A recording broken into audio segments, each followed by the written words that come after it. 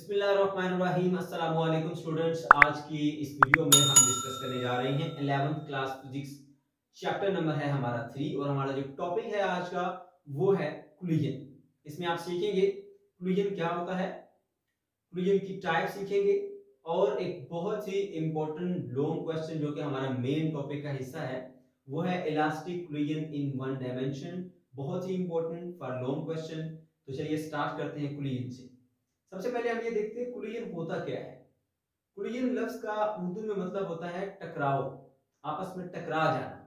तो जब दो बॉडीज जो है वो आपस में फोर्सफुली इंटरेक्ट करती हैं, एक दूसरे को हिट करती हैं ऐसे, तो इसको हम कोलिजन कहते हैं। रियल लाइफ से इसकी एग्जांपल की बात करें तो आपने देखा होगा स्नूकर की एक बॉल जब दूसरी बॉल को जाके हिट करती है तो ये हमारे पास एक कोलिजन की एग्जांपल है। ठीक है। अच्छा, अब यहां पर एक चीज आपने याद रखनी है कि हम ये समझते हैं कि कोलिजन में एक बॉडी दूसरी बॉडी के साथ इन कांटेक्ट आती है तो ही कोलिजन होता है। लेकिन याद रहे कि दो बॉडीज का आपस में इन कांटेक्ट आए बिना भी कोलिजन पॉसिबल है। कैसे? अगर हम बात करें एक प्रोटॉन की, उसको हम हिट कराते हैं न्यूक्लियस के साथ। अब न्यूक्लियस और प्रोटॉन आपस में एक दूसरे को हिट करने वाले इनके साथ कोलिजन हम करने जा रहे हैं। न्यूक्लियस पर पॉजिटिव चार्ज होता है, प्रोटॉन पर भी पॉजिटिव चार्ज होता है। एक पॉजिटिव चार्ज दूसरे पॉजिटिव चार्ज को रिपेल करता है। ठीक है। तो जब हम इस तरह एक दूसरे के करीब लेकर आते हैं तो ड्यू टू रिपल्शन वो आपस में ऐसे इन कांटेक्ट नहीं आएंगे। मान लीजिए अगर यूं आ रहे हैं तो ऐसे इंटरेक्शन इनका इस तरह होगा कि ये एक अपनी डायरेक्शन चेंज कर लेगा, दूसरा भी अपनी डायरेक्शन इधर को चेंज कर लेगा। इनका इंटरेक्शन हो गया, इन कांटेक्ट नहीं आए, कोलिजन हो गया। ठीक है। एक बॉडी इधर को चलेगी, एक इधर को चलेगी, तो ये कोलिजन है हमारे पास। लेकिन इसमें दो बॉडीज आपस में इन कांटेक्ट नहीं है, इसलिए हम कह सकते हैं कि कोलिजन के लिए ये जरूरी नहीं है कि दोनों बॉडीज जो है वो इन कांटेक्ट आए, कांटेक्ट में आए बिना भी कोलिजन पॉसिबल है। ओके। अब दूसरा जो है पॉइंट हमारे पास वो ये जो दो टाइप्स होती हैं वो कौन सी होती है कोलिजन की। एक को हम बोलते हैं इलास्टिक कोलिजन, एक को बोलते हैं इन इलास्टिक कोलिजन। अच्छा, इलास्टिक कोलिजन क्या होता है हमारे पास? इलास्टिक कोलिजन जो है उसमें दो पॉइंट मेजर आपने याद रखने हैं, बहुत ही आसान और सिंपल है। दो बॉडीज का कोलिजन हो रहा है। नंबर वन, उसमें मोमेंटम सिस्टम का कंजर्व रहना चाहिए। नंबर टू, सिस्टम की जो काइनेटिक एनर्जी है वो भी कंजर्व रहनी चाहिए। अब इसका क्या मतलब है? दो बॉडीज हैं, इंटरेक्ट करने से पहले आपस में कोलिजन करने से पहले उनका कुछ टोटल मोमेंटम होगा। तो इससे हमारा जो सिस्टम का जो टोटल मोमेंटम है टकराने से पहले जितना है टकराने के बाद भी टोटल मोमेंटम उतना ही रहना चाहिए। ये मतलब होता है मोमेंटम के कंजर्व रहने का। अच्छा, काइनेटिक एनर्जी के कंजर्व रहने का मतलब क्या होता है कि एक सिस्टम की जो काइनेटिक एनर्जी टकराने से पहले थी उतनी ही काइनेटिक एनर्जी टकराने के बाद भी होनी चाहिए।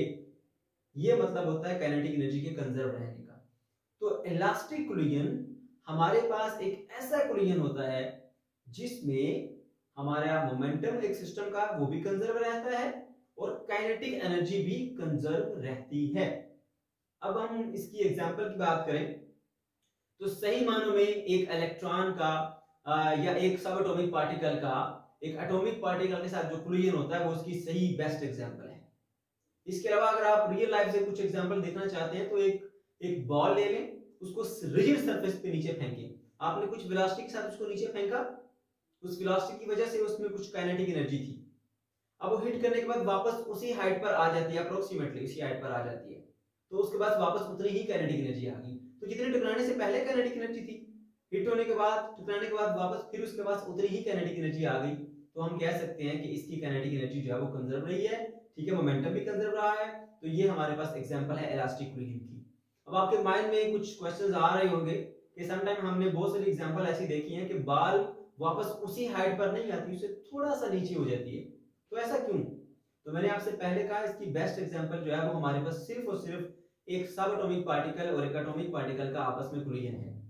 बाकी जो केसेस है जैसे मैंने बॉल की बात की, यहाँ पर कुछ ना कुछ एनर्जी लॉसेस आ जाते हैं। समझने के लिए हम उस क्योंकि बहुत कम एनर्जी लॉसेस है हम उसको इग्नोर कर देते हैं और उसको इलास्टिक कोलिजन की एग्जांपल के तौर पे हम ले लेते हैं। ठीक है। लेकिन कहीं ना कहीं कुछ ना कुछ इसके अंदर लॉसेज आ जाते हैं, क्योंकि बॉल जब मूव करेगी तो एयर के अंदर मूव करती हो जाएगी, ड्यू टू एयर रेजिस्टेंस उसकी कुछ एनर्जी लॉस हो जाती है। अच्छा, फिर हम बात करते हैं इन इलास्टिक कोलिजन की। ठीक है, इन इलास्टिक कोलिजन के अंदर भी दो पॉइंट आपने याद रखने। मोमेंटम तो इस केस में भी कंजर्व रहता है, मोमेंटम चेंज नहीं होता। अब तब्दीली आती तो कहां पर, काइनेटिक एनर्जी यहां पर कंजर्व नहीं रहती। ठीक है, इन इलास्टिक कोलिजन के अंदर सिस्टम का मोमेंटम कंजर्व रहता है, यानी कोलिजन से पहले जितना टोटल मोमेंटम था सिस्टम का, टकराने के बाद भी उसका टोटल मोमेंटम जो है वो कंजर्व रहा। लेकिन जब हम बात करते हैं काइनेटिक एनर्जी की, तो काइनेटिक एनर्जी जो है वो उसकी कंजर्व नहीं रहती। अब इसकी एग्जांपल जो है वो हम दे सकते हैं, एक बॉल है, उसको आप सैंड के ऊपर फेंके ऐसे सैंड पे, तो वो कभी भी इतनी हाइट पे वापस नहीं आ पाएगी, बहुत कम हाइट पे ऊपर आ सकती है। ठीक है, आपने इसको ऐसे फेंका हाई वेलोसिटी के साथ, उसकी काइनेटिक एनर्जी बहुत ज्यादा थी, सैंड से हिट होने के बाद वो थोड़ा सा ऊपर आई, तो उसकी जो काइनेटिक एनर्जी थी वो बहुत कम थी। अब टकराने से पहले काइनेटिक एनर्जी ज्यादा थी, टकराने के बाद काइनेटिक एनर्जी बहुत कम हुई। तो यहां पर अगर हम देखें तो जो काइनेटिक एनर्जी है वो कंजर्व नहीं रही, इसलिए हम कहेंगे कि ये हमारे पास एक इन इलास्टिक कोलिजन की एग्जांपल है। इसमें जो टोटल काइनेटिक एनर्जी है सिस्टम की, टकराने से पहले टकराने के बाद वो बराबर नहीं है। ओके, अब हम बात कर लेते हैं elastic collision in one dimension की। बच्चों, इलास्टिक कोलिजन के बारे में आप सीख चुके हैं कि एक ऐसा कोलिजन जिसमें काइनेटिक एनर्जी और मोमेंटम कंजर्व रहता है। ठीक है, अब वन डायमेंशन का मतलब क्या है कि दो ऑब्जेक्ट जो आपस में कोलाइड कर रहे हैं, उनकी मोशन एक ही लाइन के अलोंग थी और टकराने के बाद भी एक ही लाइन के अलोंग रहे उनकी मोशन, तो हम बोलेंगे ये elastic collision in one dimension है।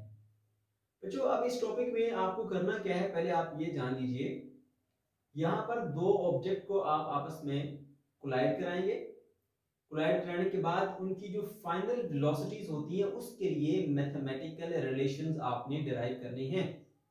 ठीक है, चलिए स्टार्ट करते हैं। उसके लिए हम सपोज करते हैं कि हमारे पास दो मैसेज हैं, एक मैस m1 है, दूसरा मैस m2 है। ये दोनों एक ही डायरेक्शन में एक ही लाइन के अलोंग मूव कर रहे हैं। एक मैस पहले वाला जो है m1 है वो थोड़ा तेज चल रहा है, उससे आगे वाला मैस जो m2 है वो थोड़ा सा स्लो है, तो ये जाके उसको ऐसे हिट करेगा। ठीक है, इनका आपस में कोलिजन होगा। कोलिजन के बाद क्या होगा कि आगे वाली बॉल की और पीछे वाली बॉल दोनों की वेलोसिटीज चेंज हो जाएंगी टकराने के बाद। आगे वाली बॉल थोड़ी तेज हो जाएगी लेकिन जाती उसी डायरेक्शन में रहेगी, और जो पीछे वाली बॉल थी जिसने उसको हिट किया वो थोड़ी स्लो हो जाएगी लेकिन उसकी डायरेक्शन वही रहेगी। ठीक है, आपने इनकी सेम डायरेक्शन रखनी है। आपको जो बुक में एक डायग्राम बना के दिखाई गई है उसमें डायरेक्शन अपोजिट ली गई है, लेकिन जो नीचे रिलेशन ड्राइव किया गया है वो उसके लिए नहीं है, क्योंकि अगर आप डायरेक्शन अपोजिट लेते हैं तो फिर आपको वेलोसिटीज के साथ नेगेटिव साइन लगाने पड़ते हैं जो कि अपोजिट है, वो नहीं लगाए गए, इसलिए वो डायग्राम सही नहीं है।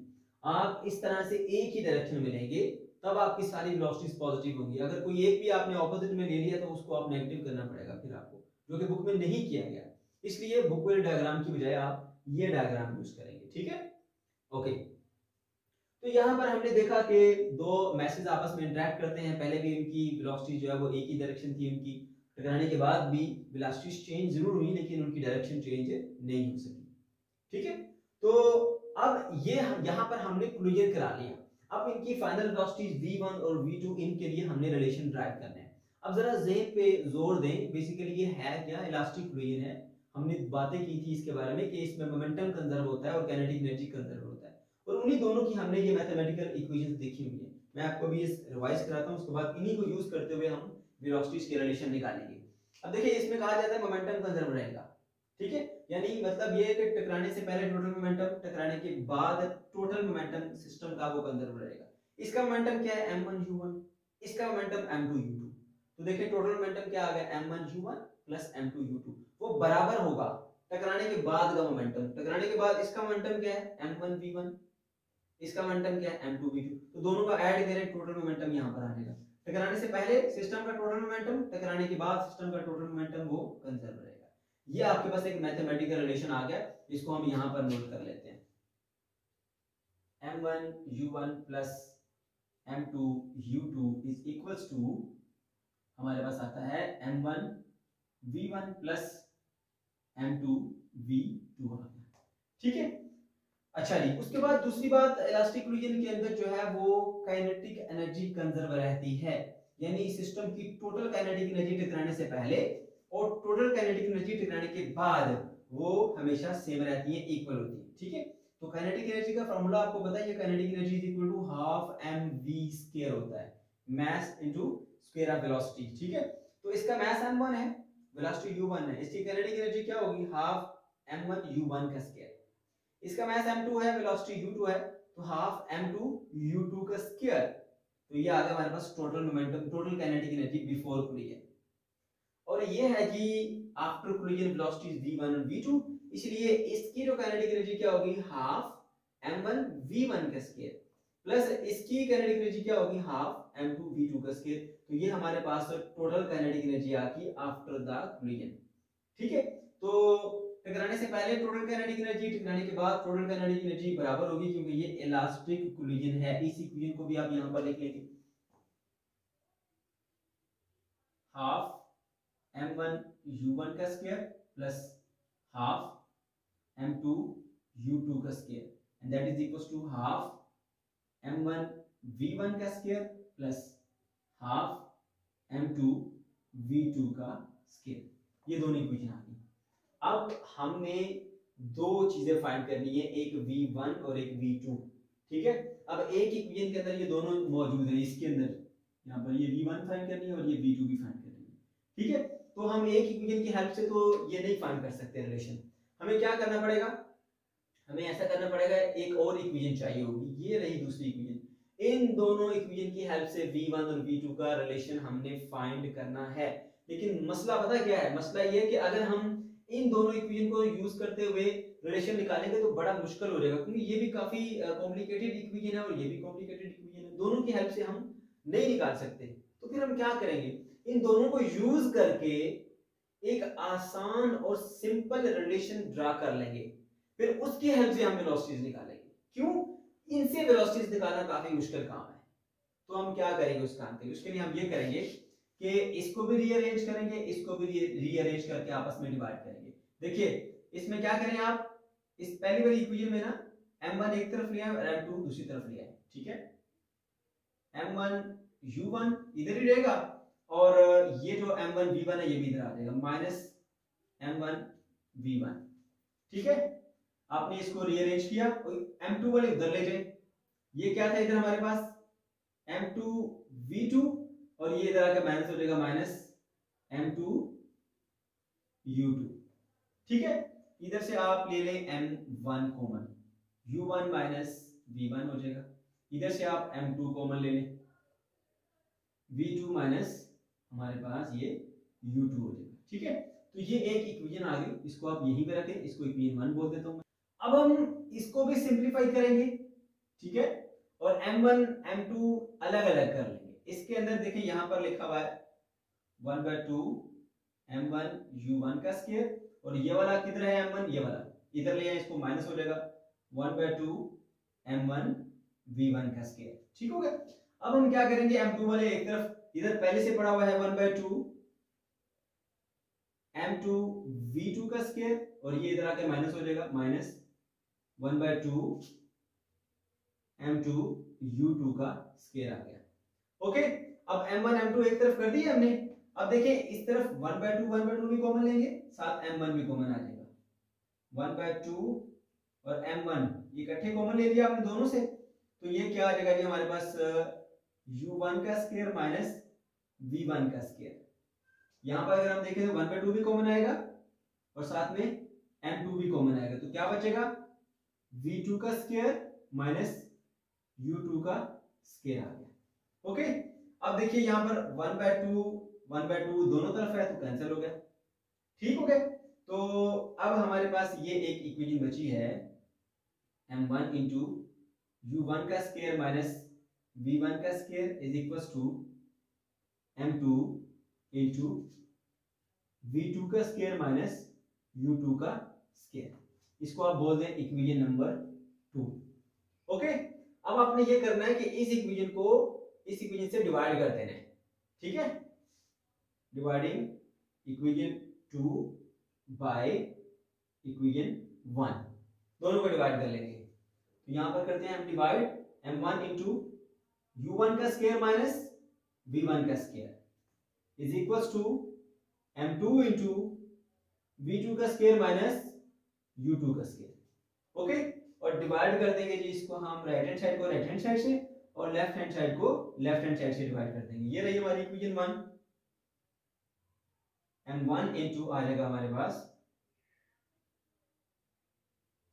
u1 माइनस v1 और यहां पर m2 और इसके साथ क्या लिखा है जी v2 minus u2, v2 minus u2 ये आ गया। अब आपको एक फॉर्मूला याद होगा a का स्क्वायर माइनस b का स्क्वायर, वो किसके बराबर होता है a minus B into A plus B. उस फॉर्मूले को यहाँ पे ओपन करें ताकि ये उससे कट जाए। तो यहाँ पर हम करेंगे m1 into u1 plus v1 u1 minus v1, ठीक है। ओके, डिवाइडेड बाय क्या आ गया हमारे पास m1 into u1 minus v1।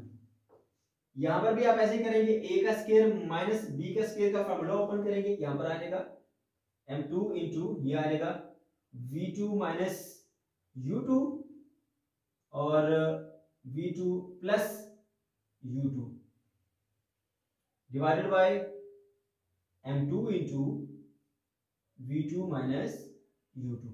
अब क्या करेंगे देखिए, m1 से कैंसिल, m2 से कैंसिल और ये वाली पूरी ब्रैकेट जो है वो इससे कैंसिल हो जाएगी। इसी तरह से ये पूरी ब्रैकेट इस पूरी ब्रैकेट से कैंसिल हो जाएगी। हमारे पास क्या बचेगा पीछे u1 plus v1 is equals to v2 plus u2। ये हमारे पास वो आसान और सिंपल सी इक्वेशन आ गई कि जिसकी हेल्प से हम बआसानी v1 और v2 की वैल्यूज को निकाल पाएंगे। अब जरा सुन ले गौर से, फिर हमने ये सारे स्टेप्स क्यों किए, इसकी क्या रीजन है हमारे पास, क्या लॉजिक है हमारे पास। अगर हम इन दोनों इक्वेशन को देखें, दोनों इक्वेशन कॉम्प्लिकेटेड है, अगर एक से दूसरे में वैल्यू पुट करेंगे या दोनों से हम मिलकर सॉल्व करने की कोशिश करेंगे तो काफी मुश्किल हो जाएगा। हमने क्या किया, इन दोनों को यूज करते हुए एक आसान रिलेशन ड्रा कर लिया। ये है वो आसान रिलेशन जिसकी मैं बात कर रहा था, ठीक है। इस आसान रिलेशन की हेल्प से हम बआसानी वैल्यूज फाइंड कर पाएंगे। ओके, तो इसमें किया गया हमने दोनों इक्वेशन के अंदर m1 एक तरफ किए m2 एक तरफ किए। पहला स्टेप याद रख लें आप लोग, दोनों में m1 m2 एक तरफ किए, ठीक है, सिंपलीफाई किया और दोनों को डिवाइड किया। क्या किया हमने, दोनों में m1 एक तरफ m2 एक तरफ किए, नीचे वाली इक्वेशन को सिंपलीफाई किया। सिंपलीफाई क्या किया, मतलब दोनों तरफ 1/2 से काटा है, उसके बाद दोनों को आपने डिवाइड कर दिया, बस इतना सा काम किया आपने। डिवाइड करते हुए तीसरा स्टेप आपने क्या याद रखना है, a का स्क्वायर माइनस b का स्क्वायर वाला फार्मूला आपने यहां पर ओपन करना है, ठीक है। a square minus b square, तो a minus b a plus b, तो ऑटोमेटिकली ये इससे कट जाएंगे और ये हमारे पास सिंपल सा आसान सा एक रिलेशन आ गया। अब इस रिलेशन की हेल्प से हमने वैल्यू फाइंड करनी है। ये हमारे पास आ जाती है इक्वेशन नंबर 3, ठीक है। ओके, अब ये जो हमारी लॉ ऑफ कंजर्वेशन वाली मेन इक्वेशन है, जिसको मैं स्टार इक्वेशन कह देता हूं, ये इसका नाम हम ए इक्वेशन रख देते हैं, ठीक है। इस जो ए इक्वेशन है ना, इसकी और इसकी हेल्प से हम v1 और v2 के लिए रिलेशन निकालेंगे। अब जरा देखिए, यहां पर दो अननोन है, एक v1 दूसरा v2। जब भी आपको एक इक्वेशन के अंदर दो अननोन होते हैं, अवेलेबल होते हैं, तो आप उसको सॉल्व नहीं कर सकते कि जब तक आप एक को खत्म नहीं करेंगे। जब तक v1 खत्म नहीं होगा आपको v2 की वैल्यू नहीं मिलेगी, और जब तक v2 खत्म नहीं होगा आपको v1 की वैल्यू नहीं मिलेगी। तो v1 की वैल्यू निकालने के लिए आप क्या करेंगे, पहले v2 को खत्म करेंगे। खत्म हम कैसे करेंगे, इस इक्वेशन से v2 की वैल्यू निकालकर इसमें हम पुट कर देंगे। अब जरा देखिए, आपके पास जो मेन इक्वेशन आ गई हमारी, वो कौन सी इक्वेशन है, u1 plus v1 is equals to v2 plus u2। इस इक्वेशन से ना, इक्वेशन नंबर 4 से आपने V2 की वैल्यू निकाल के इस वाली इक्वेशन में पुट कर देनी है। उससे क्या होगा, V2 खत्म हो जाएगा। जब V2 खत्म होगा तो आपको V1 की वैल्यू मिल जाएगी। ठीक है, तो चलिए करते हैं जी। अब यहां पर V2 की वैल्यू हम पुट कर देते हैं, U1 प्लस V1 और ये माइनस क्या हो जाएगा U2। ये आई V2 की वैल्यू, ये V2 की वैल्यू हमने इस इक्वेशन में पुट करनी है, उससे हमारा V2 खत्म हो जाएगा इस इक्वेशन से, तो हमें V1 के लिए बआसानी रिलेशन मिल जाएगा। ठीक है, तो ये हम पुट करेंगे, पुट इन इक्वेशन A, हमारी जो A मेन इक्वेशन है उसमें हम पुट करेंगे। देखिए जी, इधर क्या लिखा हुआ है, M1 U1 plus M2 U2 is equal to M1 V1 plus M2 V2 था ना, तो V2 की जगह पे हम V2 की वैल्यू पुट करेंगे, ये वाली U1 plus V1 minus U2, तो यहां लिखेंगे U1 plus V1 minus U2। ठीक है, M1 U1 plus M2 U2 is equal to M1 V1 plus M2 V2 था, V2 की जगह पर हमने V2 की ये वैल्यू पुट कर दी।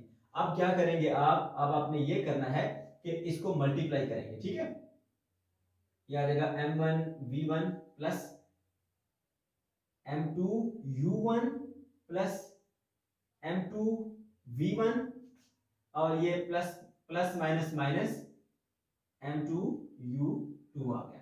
इधर क्या वही का वही जो पहले लिखा था, M1 U1 plus M2 U2 आ गया। ठीक है, यहां से आपको मिक्स ना हो जाए, मैं यहां लाइन लगा लेता हूं ऐसे। ओके जी, अब देखिए आपके माइंड में एक बात क्लियर हो जानी चाहिए कि आप V2 खत्म हो गया, V1 रह गया, ये रहा V1 ये।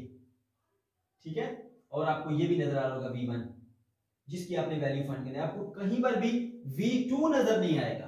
तो जो बात मैंने की थी कि जब तक आपको V2 खत्म नहीं करेंगे आपको V1 नहीं मिलेगा, तो आपने V2 की वैल्यू जब आपने पुट की तो अब आपको V2 कहीं पर भी नजर नहीं आ रहा।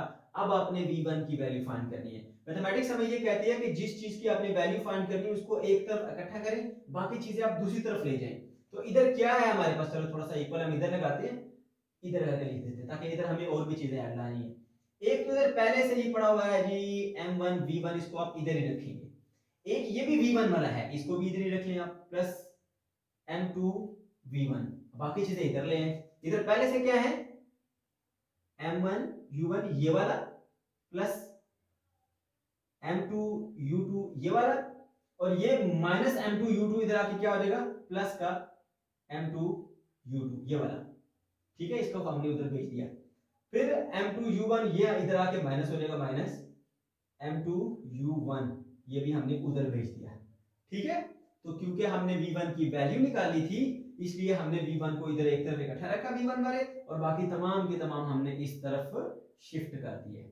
ओके, ये U1 वाला है, ये भी U1 वाला है, इन दोनों में से आप U1 कॉमन ले लेंगे, इसमें से, बल्कि मैं पहले इसको अरेंज करके लिख लेता हूं ताकि आपको और ज्यादा आसानी हो जाए। M1 U1 और इसको माइनस M2 U1 कर दे, ये वाला क्या है, प्लस का M2 U2 और प्लस M2 U2, तरतीब से लिख दिया हमने।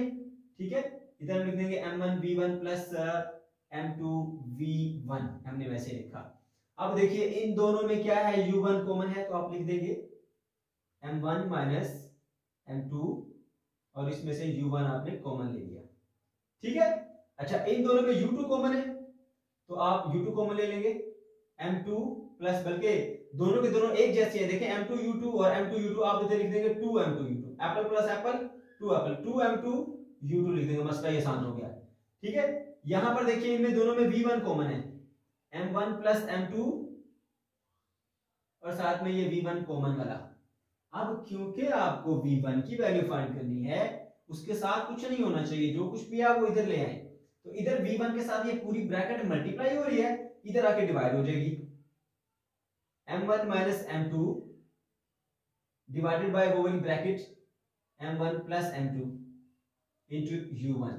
ठीक है, प्लस अब यहां पर M2 U2 है, ठीक है, इसके नीचे भी ये डिवाइड कर देंगे 2 M2 U2 divided by M1 plus M2।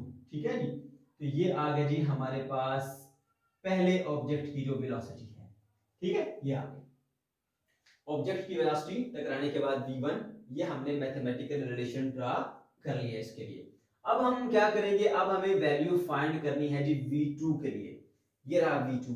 तो v2 के लिए वैल्यू फाइंड करने के लिए मैं इसको इरेज करता हूं और उसके बाद फिर इसको लिखते हैं हम u1 plus v1 is equal to u2 plus v2, ये था हमारा रिलेशन। अब जिस तरह हमने पहले v1 की वैल्यू फाइंड करनी थी तो v2 को खत्म किया था उसकी वैल्यू पुट करके, अब हमने v2 की वैल्यू फाइंड करनी है तो v1 को खत्म करेंगे उसकी वैल्यू पुट करके। अब आपने v1 की वैल्यू इसमें पुट करनी ताकि आपको v2 मिले, तो क्या होगा हमारे पास v1 इज इक्वल टू क्या होगा u2 plus v2 minus u1, ये u1 इधर आके माइनस हो जाएगा, ये वैल्यू है, इसको आपने पुट करना है इक्वेशन ए के अंदर, put in equation A, A equation में पुट करेंगे, ये रही हमारी ए इक्वेशन, वो क्या इक्वेशन है m1 u1 plus m2 u2 is equal to m1 v1 plus m2 v2, ये रिलेशन है। अब यहाँ पे किधर लिखा हुआ है m1 v1, इधर लिखा हुआ है ना, ठीक है, तो मैं यहाँ पर इसकी वैल्यू पुट करूंगा, देखिए इधर m1 इधर ही होगा। अब जब मैं v1 की वैल्यू पुट करूंगा इस इक्वेशन से तो v1 खत्म हो जाएगा, अब आपको सिर्फ v2 ही मिलेगा, तो v2 के लिए आप रिलेशन निकाल देंगे। v1 की वैल्यू क्या है जी हमारे पास u2 plus v2 minus u1, और ये साथ में जो लिखा वो भी लिख दें आप m2 v2, इधर क्या लिखा वैसे का वैसा लिख दें m1 u1 plus m2 u2 आ गया, ओके। उसके बाद क्या करेंगे जी हम, अब मल्टीप्लाई करेंगे इसके साथ m1 u2 plus m1 v2 minus m1 u1, ठीक है, plus minus minus m1 u1, और ये जो आखिर में ये वाला पड़ा है इसको आप ऐसे लिख देंगे m2 v2, ठीक है, इधर वाला भी ऐसे लिखें m1 u1 plus m2 u2, okay. हमें वैल्यू किसकी फाइंड करनी है, हमें वैल्यू फाइंड करनी है v2 की, ये रहा v2, यहां पर भी है v2, ठीक है। तो मैथमेटिक्स हमें ये कहती है कि जिस चीज की वैल्यू आपने फाइंड करनी है उसको इक्वल के एक तरफ रखें और बाकी चीजें दूसरी तरफ ले जाएं, तो ये हमारे काम का नहीं है, ये हमारे काम का नहीं है, इसको भी उधर ले जाएंगे, इसको भी इधर ले आएंगे। इधर पहले से क्या पड़ा हुआ है m1 u1 plus m2 u2, ठीक है। अच्छा, तो ये वाला इधर आ जाएगा तो क्या होगा माइनस का हो जाएगा m1 u2, ठीक है, m1 u2, और ये वाला भी इधर आके प्लस हो जाएगा m1 u1, क्योंकि ये प्लस का था इधर आके माइनस हो गया और ये माइनस का था इधर आके प्लस हो गया। अब इधर क्या रह गया, सिर्फ दो ही रह गए m1 v2 और प्लस m2 v2 आ गया, ओके, सही हो गया। अब ये u1 है और ये वाला u1 है, इन दोनों को तरतीब से लिख लेते हैं, बल्कि देखिए दोनों एक जैसे हैं, m1 u1 plus m1 u1 क्या हो जाएगा Apple plus Apple, 2 Apple 2 1 2 m1 u1। अब इन दोनों में से ना, इन दोनों में से देखें, इन दोनों में से u2 कॉमन है तो आप u2 कॉमन ले लें, m2 माइनस m1, ठीक है, साथ में u2 आपने ले लिया common, and that is equals to, यहां पर भी देखें इनमें से v2 कॉमन है तो m1 प्लस m2, यहां से आपने v2 कॉमन ले लिया, ये आ गया आपका कॉमन v2, ओके।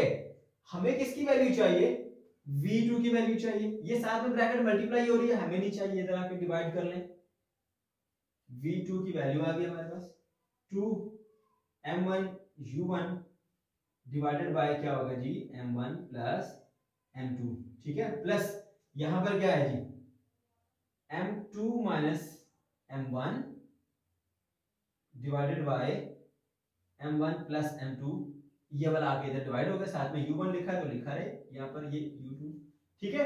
तो ये आ गई हमारे पास वो रिलेशन जो कि v2 करेगा। अब जो केपीके की बुक है वहां पर क्या किया गया है, यहाँ पर उन्होंने माइनस साइन शो किया हुआ है, ठीक है, तो आप जरा थोड़ा सा इसको गौर से देखें ना, तो ये रिलेशन भी उस तरह हो सकता है, ये वही चीज है, सिर्फ लिखने का तरीका अलग अलग है। हम इसको यूं भी लिख सकते हैं 2 m1 u1 divided by m1 plus m2, और यहाँ पर अगर माइनस चाहते हैं, इन्हीं में से अगर आप माइनस कॉमन लेंगे तो माइनस यहाँ आ जाएगा, तो ये पॉजिटिव है वो नेगेटिव हो जाएगी, जो नेगेटिव है वो पॉजिटिव हो जाएगी। तो उसको उन्होंने पहले लिख दिया, m1 को पॉजिटिव करके पहले लिख दिया, m2 को नेगेटिव करके बाद में लिख दिया। तो आपकी मर्जी, अगर आप यूं लिखना चाहते हैं तो यूं भी लिख सकते हैं, कोई ऐसी बात नहीं कि ये गलत है। m1 प्लस m2 यहाँ पर आ जाएगा, साथ में ये u2, this is equal to v2। तो ये आ गई हमारे पास फाइनल वेलोसिटीज का रिलेशन। स्टूडेंट्स, अब हम बात करेंगे इनके कुछ स्पेशल केसेस की। वो 4 स्पेशल केसेस हैं। पहला केस क्या है कि अगर m1 और m2 दोनों बराबर हों तो फिर दो ऑब्जेक्ट अगर आपस में इंटरेक्ट करते हैं तो उनकी फाइनल वेलोसिटीज कैसी होंगी।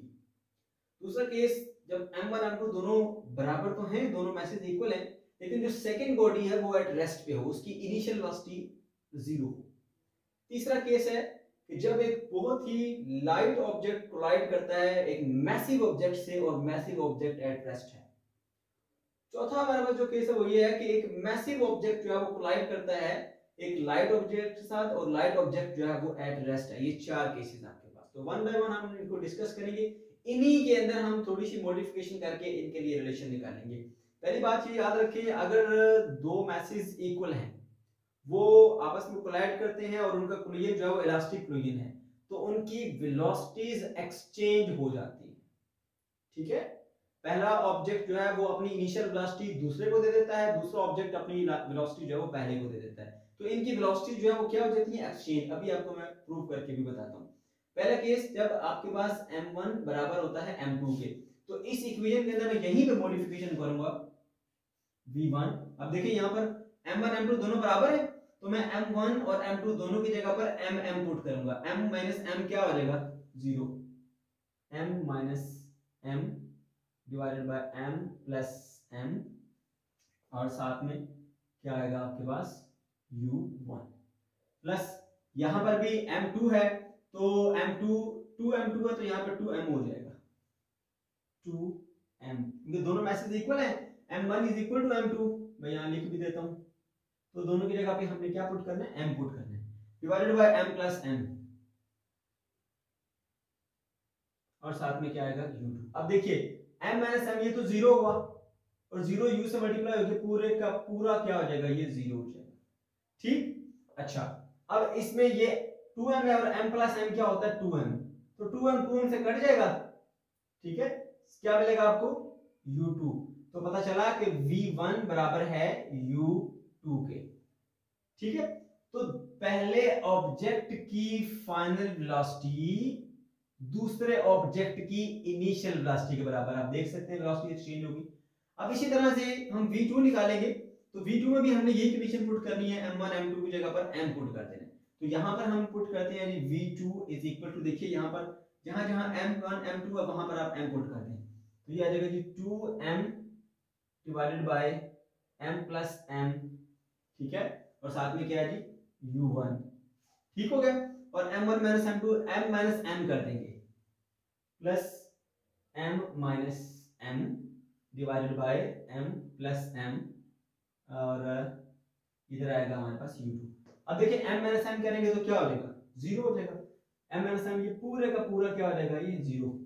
m माइनस m 0, 0 इससे मल्टीप्लाई होगा वो भी 0। सो v2 इज इक्वल्स टू, ये क्या लिखा हुआ है 2m, और m प्लस m क्या होता है 2m, ये इससे कट जाएगा।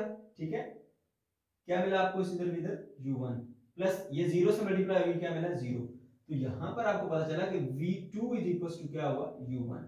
अब जरा देखिए u1 और u2 ये उनकी इनिशियल वेलोसिटीज हैं, v1 और v2 उनकी फाइनल वेलोसिटीज हैं। देखिए पहले मैस की फाइनल वेलोसिटी बराबर है दूसरे मैस की इनिशियल, और दूसरे मैस की फाइनल वेलोसिटी बराबर है पहले मैस की इनिशियल, यानी कि पहले ने अपनी वेलोसिटी दूसरे को दे दी और दूसरे ने अपनी वेलोसिटी पहले को दे दी, यानी वेलोसिटीज एक्सचेंज हो गई। ठीक है, ओके, तो ये हमारे पास पहला केस था, केस 1। अब हम केस 2 पर आते हैं। केस 2 में क्या कहता है, केस 2 में हमारे पास ये कहता है कि m1 m2 दोनों बराबर हैं और u2 रेस्ट है। हम u2 को सेकंड बॉडी कंसीडर करते हैं। ठीक है, सेकंड बॉडी एट रेस्ट है। अब जरा देखिए क्या करेंगे, सेम टू सेम वही प्रोसीजर जो आपके पास आया था। यहाँ पर देखिए हमने सेम मैसेज के लिए रिलेशन निकाले थे ना, कि जब m1 m2 बराबर होगा, ये पहले तो हमने कंडीशन अप्लाई कर दी दोनों के ऊपर कि m1 m2 बराबर है। अब दूसरे केस में हमने क्या अप्लाई करना है साथ में, जहां पर u2 है उसको 0 पुट कर देना है। ये देखिए v1 आपके पास u2 के इक्वल आया था ना, इसको आप 0 कर देंगे, बल्कि मैं पूरा कर ही देता हूं ताकि आपको कंफ्यूजन ना रहे। सेम टू सेम वही स्टेप होंगे। v1 के लिए क्या करेंगे आप, पहली कंडीशन m1 m2 दोनों बराबर है, तो यहाँ बराबर पुट कर दें, क्या बन जाएगा आपके पास m1 minus m divided by m plus m, साथ में आ गया u1 प्लस 2m, और नीचे क्या लिखा होता है हमारे पास इसके m1 m2, वो क्या बन जाएंगे, ये भी 2m ही बन जाएगा, और साथ में u2 आ गया। ठीक है, अब दूसरी कंडीशन क्या उसने बताई है साथ में कि second body is at rest, initially second body की वेलोसिटी 0 है, तो u2 को 0 पुट कर दूंगा। अब देखिए जरा v1 इज इक्वल्स टू, अब m1 m2 0 हुआ, जब ये 0 इस u1 से मल्टीप्लाई होगा तो इसको पूरे का पूरे को क्या कर देगा 0, क्योंकि ये 0 हुआ, इससे मल्टीप्लाई होकर पूरा 0 हो जाएगा, प्लस ये इससे कट गया, और u2 की वेलोसिटी उसने खुद कहा कि second body is at rest, तो सेकंड बॉडी अगर एट रेस्ट है तो उसकी वेलोसिटी क्या होगी 0, तो आपको v1 क्या मिलेगी 0 मिलेगी। ठीक है, अब आप v2 के लिए निकालना चाहते हैं, तो ये रहा v2 का, सेम टू सेम पहली कंडीशन अप्लाई करें कि m1 m2 की जगह m पुट करें, दूसरी कंडीशन अप्लाई करें कि u2 को 0 करें, क्योंकि second body is initially at rest, तो आपके पास v2 का रिलेशन क्या आएगा, v2 का रिलेशन में हम यहां लिखेंगे 2m divided by m plus m और साथ में क्या आएगा u1 प्लस, यहां पर देखिए m minus m divided by m plus m, ठीक है, साथ में क्या है जी u2, तो u2 क्या था हमारे पास 0 था। ठीक है, अब जरा देखिए v2 किसके बराबर आएगा, m प्लस m क्या होता है 2m, ऊपर भी 2m नीचे भी 2m, कट गया, तो यहां पर सिर्फ u1 बचेगा, क्योंकि देखो m प्लस m 2m होता है, 2m से कट जाएगा, m u1 बचा। अब 0 को इससे मल्टीप्लाई करेंगे तो आपको क्या मिलेगा 0, तो v2 इज इक्वल टू क्या मिलेगी आपको u1 के इक्वल आ जाएगी।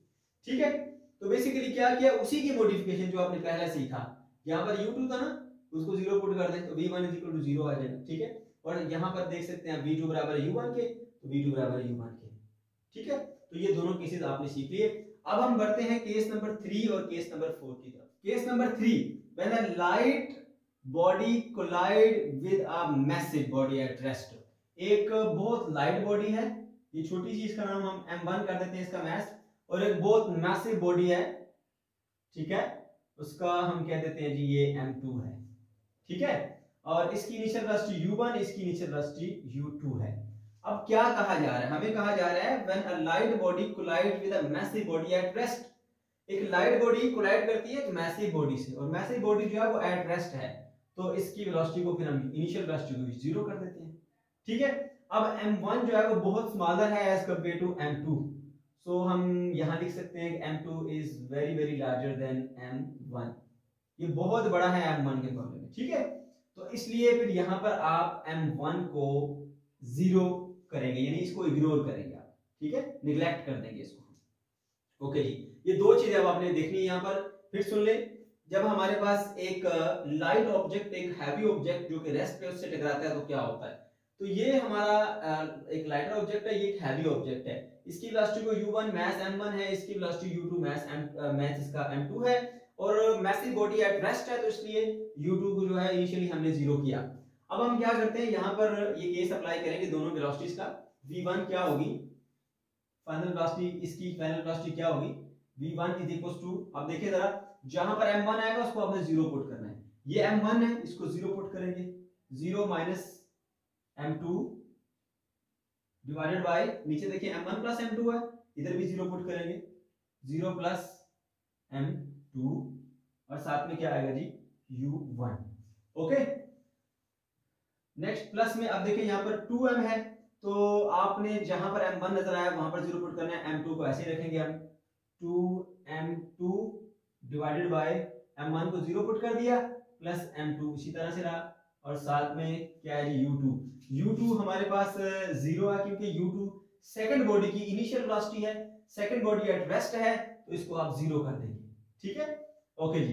तो क्या आएगा जी, यहां पर आप देख सकते हैं v1 minus m2 bye m2 बन जाएगा माइनस और u1, क्योंकि m2 से कट गया, जीरो तो कुछ भी नहीं है। माइनस m2 बाय m2 क्या बनेगा, माइनस और साथ में u। ठीक हो गया। अच्छा, फिर प्लस जीरो को इससे मल्टीप्लाई करेंगे पूरी ब्रैकेट से, तो वो इसको जीरो कर देगी, तो v1 is equal to minus u1 है। इसका मतलब ये हुआ कि अगर एक लाइटर ऑब्जेक्ट को आप एक मैसिव ऑब्जेक्ट के साथ ऐसे कोलाइड कराते हैं, ठीक है, तो जो लाइटर ऑब्जेक्ट है वो उतनी ही वेलोसिटी के साथ वापस आ जाता है। इसकी बेस्ट एग्जांपल हमारे पास एक बॉल और एक वाल है। वाल एक मैसिव ऑब्जेक्ट है और वो रेस्ट पर है। बाल हमारे पास जो है वो एक स्मॉलर ऑब्जेक्ट है जो कि बहुत छोटा है उसके मुकाबले में। अगर आप बाल को उसकी तरफ मैसिव ऑब्जेक्ट की तरफ सेंड करते हैं, अगर आप बहुत ज्यादा स्पीड से फेंकेंगे तो वो उतनी ही स्पीड से वापस आएगा, हल्की स्पीड से फेंकेंगे तो वो हल्की स्पीड से वापस आएगा। ठीक है, और जो यहाँ पर नेगेटिव साइन है ना, वो ये इंडिकेट करेगा डायरेक्शन अपोजिट है। आपने बाल को ऐसे फेंका था वॉल की तरफ, उसकी वेलोसिटी इस डायरेक्शन में थी, और टकराने के बाद वो वापस ऐसे आया है उतनी ही वेलोसिटी के साथ। ठीक है, तो ये है हमारे पास वो केस। ठीक हो गया। तो हमने जो बॉल या जो छोटा सा मैस सेंड किया था हैवी बॉडी की तरफ जो कि रेस्ट पर थी, तो वो उतनी ही वेलोसिटी के साथ वो स्मॉल मैस वापस आ गया। उसकी जो इधर वाली वेलोसिटी थी वो u1 थी, और जो इधर आई वो v1 है। v1 बराबर है माइनस u के, यानी इन दोनों का मैग्नीट्यूड तो इक्वल होगा लेकिन डायरेक्शन अपोजिट होगी। ओके, अब हम जो है वो देखते हैं जी सेकंड बॉडी की वेलोसिटी चेक करते हैं। v2 उस पे क्या असर पड़ा होगा, ये रहा v2 का रिलेशन। अब जहां जहां हमारे पास m1 होगा वहां जीरो कर देंगे। ये 2m1 है तो चलें इसको हम जीरो कर देंगे। 2 multiply by 0 divided by 0 plus m2 into क्या आ जाएगा साथ में हमारे पास u1। तो देखिए यहां पर m1 की जगह पे 0 पुट कर दिया। 0 2 से मल्टीप्लाई होगा और फिर v1 से तो पूरे को 0 कर देगा। ठीक है, सेकंड जो इसका पार्ट है वो कौन सा है, वो ये वाला है। यहाँ पे m2 माइनस m1 है, सो m2 इसी तरह रहेगा, माइनस m1 की जगह हमने 0 पुट कर दिया, divided by m1 plus m2। और जो सेकंड बॉडी की फाइनल वेलोसिटी है वो u2 है, और सेकंड बॉडी क्या थी, एट रेस्ट थी। ठीक है, तो हमने यहाँ पर 0 पुट कर दिया। ओके, अब जरा देखिएगा जरा, v2 इज इक्वल टू क्या आएगा, 0 इनटू समथिंग इज आल्सो 0। देखिए 0 इनटू 2 0, और 0 को u1 से मल्टीप्लाई किया पूरा 0 हो गया, प्लस ये 0 इस पूरी ब्रैकेट से मल्टीप्लाई हुआ, ये भी 0 रहा। तो v2 जो है वो अभी भी रेस्ट पर, यानी सेकंड बॉडी वो स्टिल रेस्ट पर है। आप खुद सोचिए ना, अगर एक बॉल को आप दीवार की तरफ सेंड करते हैं, ऐसे आपने इसके ऊपर फेंका, दीवार रेस्ट में थी, बॉल के टकराने के बाद में भी वो किस में है, वो रेस्ट में ही है। ठीक है, इसीलिए जो सेकंड बॉडी की फाइनल वेलोसिटी है वो 0, बॉल की इनिशियल वेलोसिटी भी 0 थी, बॉल की और फाइनल भी 0 है। यानी हमने जब इसको ऐसे उसकी तरफ सेंड किया था, मैसिव बॉडी रेस्ट पर थी, u2 0 थी। बॉल के टकराने के बाद बॉल टकरा के वापस आ गई, तो क्या दीवार भी मूव की, नहीं, दीवार तो मूव नहीं करती, कोलिजन के बाद भी इसकी वेलोसिटी क्या रही, 0। ये हमारे पास उस चीज को प्रूव करता है। ठीक है, तो हमने ये हम बात करते हैं केस नंबर 4 की, when a massive body collide with a light body at rest. जब एक भारी भरकम बॉडी जो है वो एक लाइट बॉडी के साथ आके कोलाइड करती है, तो हमने m1 एक मास लिया जो कि भारी भरकम है, हैवी बॉडी है, और m2 एक मास लिया जो कि बहुत छोटा है, स्मॉलर है, और इसकी इनिशियल वेलोसिटी u1, इसकी इनिशियल वेलोसिटी को हमने u2 कहा, क्योंकि हमें कहा जा रहा है कि जो हमारे पास लाइटर बॉडी है वो एट रेस्ट है, इसलिए उसकी इनिशियल वेलोसिटी u2 क्या होगी, 0 होगी। ठीक है, अच्छा, तो अब अगर हम कंपैरिजन करें तो m1 is very very larger, m1 is very very greater than m2। तो क्योंकि m2 बहुत छोटा है इसलिए हम इसको निगलेक्ट करेंगे, m2 की जगह पर हम क्या पुट करेंगे, इसमें 0 पुट करेंगे। ठीक है, और जो छोटे वाला ऑब्जेक्ट है जो कि सेकंड बॉडी है उसकी फाइनल इनिशियल वेलोसिटी 0 है, इसलिए u2 को भी आपने 0 करना है। चलिए आप इसके अंदर वैल्यूज पुट करके देखते हैं कि क्या रिलेशन मिलेगा। पहले हम इसकी फाइनल वेलोसिटी निकालते हैं, इसकी फाइनल वेलोसिटी v1 वो क्या होगी। जहां जहां अब आपको m2 नजर आएगा वहां 0 करेंगे, m1 माइनस 0,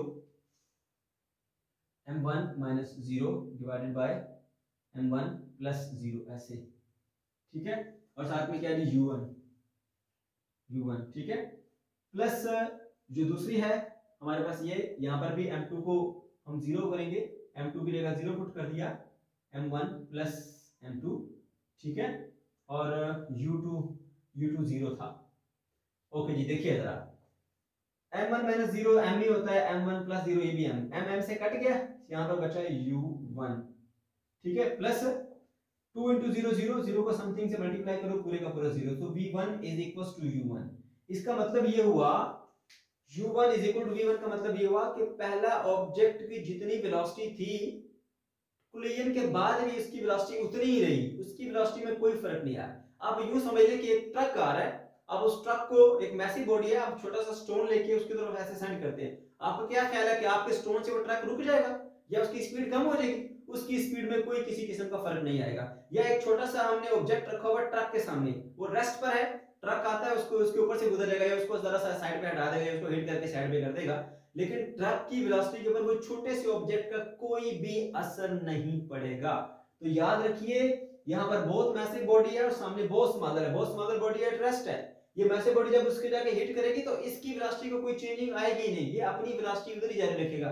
और यहाँ पर देखिए इसका यहाँ पे कोई नेगेटिव साइन भी शो नहीं हो रहा, v1 is equal to u2 है, यानी u2 और v2 दोनों बराबर हैं, और दोनों क्योंकि एक ही साइन पॉजिटिव साइन के साथ चल रही है, मतलब ये कि डायरेक्शन भी सेम ही रही, डायरेक्शन भी चेंज नहीं हुई, यानी ये एक हैवी बॉडी आ रही है, इसके सामने एक लाइट ऑब्जेक्ट है, उसको फर्क नहीं पड़ा, वो अपनी स्पीड से चलता रहा। एक हैवी ऑब्जेक्ट के सामने जब एक बहुत लाइट वेट का ऑब्जेक्ट आ जाता है तो उसकी हैवी ऑब्जेक्ट की वेलोसिटी के अंदर कोई किसी किस्म का चेंज आता ही नहीं है, वो अपनी वेलोसिटी के साथ उधर ही चलता रहता है, और उसमें कोई ना ही डायरेक्शन में चेंज आता है ना ही उसकी वेलोसिटी में चेंज आता है। इसलिए यहाँ पर देख लिया हमने v1 बराबर है u1 के, ठीक है। अब हम देखते हैं जी इसके साथ क्या हुआ, इसकी फाइनल वेलोसिटी क्या है, v2, v2 के लिए हमारे पास ये रिलेशन होता है, ठीक है।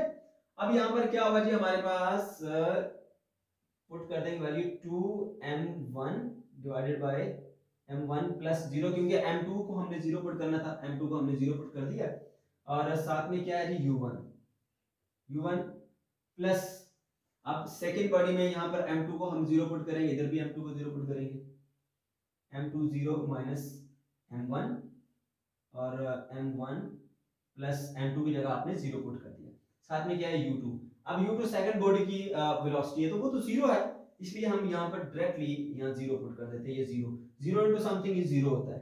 अब जरा देखिए जी इस ऑब्जेक्ट की फाइनल वेलोसिटी क्या होगी, v2 यहाँ पर ये m1 से कट जाएगा, 2 बचेगा, और ये u1, क्योंकि देखो ये तो 0 मतलब हुआ ना हुआ एक बराबर है, m1 से कट गया, 2 बचा, 2 into u1 2u plus 0 into something, ये पूरी ब्रैकेट जो है वो 0 हो जाएगी। अब जरा देखिए v2 कितने के बराबर होगी, 2 टाइम u1 के, क्या मतलब हुआ इसका, इसका मतलब ये हुआ u1 पहले ये हैवी ऑब्जेक्ट की वेलोसिटी थी u1, जिस वेलोसिटी से वो आ रहा है, जब उसने एक लाइट ऑब्जेक्ट जो कि रेस्ट पे था उसको हिट किया, तो टकराने के बाद लाइट ऑब्जेक्ट की वेलोसिटी क्या होगी, लाइट ऑब्जेक्ट की वेलोसिटी इस मैसिव ऑब्जेक्ट की वेलोसिटी से 2 गुना हो जाएगी, और वो सेम डायरेक्शन में जाएगी। ये समझ लीजिए कि एक साइकिल खड़ा है, ठीक है, ऐसे रोड के ऊपर, और एक ट्रक आता है और आके उस साइकिल को हिट करता है, तो आपने खुद देखा होगा, ये चीज ऑब्जर्व की होगी कि वो साइकिल या बाइक जो भी है वो बहुत आगे जाके स्पीड के साथ आगे जाके गिरता है। ऐसा क्यों हुआ कि ट्रक बहुत मैसिव बॉडी है, उसके सामने जो साइकिल रेस्ट पे खड़ा था, जब उसको हिट किया वो उड़ता हुआ आगे गया, उसकी वेलोसिटी डबल की, जितनी ट्रक की वेलोसिटी थी ना, ट्रक की वेलोसिटी से डबल वेलोसिटी के साथ वो आगे पड़ा हुआ रेस्ट पर जो ऑब्जेक्ट था वो आगे मूव करना स्टार्ट कर देगा। यहां पर आप इस रिलेशन से देख सकते हैं कि v2 सेकंड ऑब्जेक्ट की फाइनल वेलोसिटी कितनी होगी, 2 time initial velocity of the object, ठीक है, 2 time initial velocity of the massive object, u1 massive object की वेलोसिटी थी, ठीक है। तो जो हमारे पास स्मॉलर ऑब्जेक्ट है वो डबल वेलोसिटी के साथ आगे जाएगा, मतलब अगर ट्रक आ रहा है 20 की स्पीड से, 20 मीटर पर सेकंड से, उसके सामने एक साइकिल खड़ा है रेस्ट पर, वो उसको हिट करता है तो साइकिल 40 की स्पीड से आगे जाएगा, ठीक है। तो ये थे बच्चों हमारे केसेस जो कि हमने डिस्कस कर लिए। अगर कोई भी प्रॉब्लम है या कोई कंफ्यूजन है तो कमेंट सेक्शन के अंदर आप जरूर पूछ सकते हैं।